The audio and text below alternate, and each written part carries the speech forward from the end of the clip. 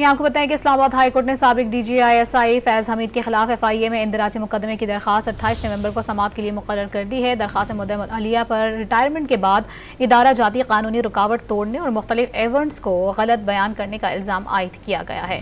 مزید تفصیلات حاصل کریں گے ڈان نیوز کے نمائندے عمر مہتاب بڑھنی سے۔ عمر، مزید تفصیلات بتائیے گا اس حوالے سے۔ جی بالکل، اسلام آباد ہائی کورٹ کے رجسٹرار آفس کی جانب سے جاری کاز لسٹ کے مطابق چیف جسٹس عامر فاروق شہری عاطف علی کی درخواست پر سماعت کریں گے۔ مقدمہ اندراج کی درخواست پر عدالت نے ایف آئی اے، قمر باجوہ اور فیض حمید کو نوٹسز جاری کر رکھے ہیں۔ صحافی جاوید چودھری، شاہد بیتلا، پیمرا اور پریس ایسوسی ایشن آف پاکستان کو بھی نوٹسز جاری کر رکھے ہیں۔ درخواست میں موقف اپنایا گیا ہے کہ ایف آئی اے کو اندراج مقدمہ کی بار بار استدعا کی لیکن کوئی ایکشن نہیں ہوا۔ ایف آئی اے کو حکم دیا جائے کہ مقدمہ درج کر کے جو ملزمان ہیں ان کے خلاف کارروائی کا آغاز کرے۔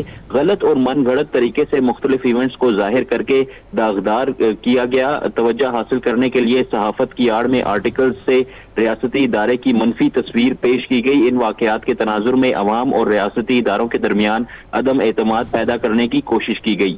جی بہت شکریہ عمر آپ کا۔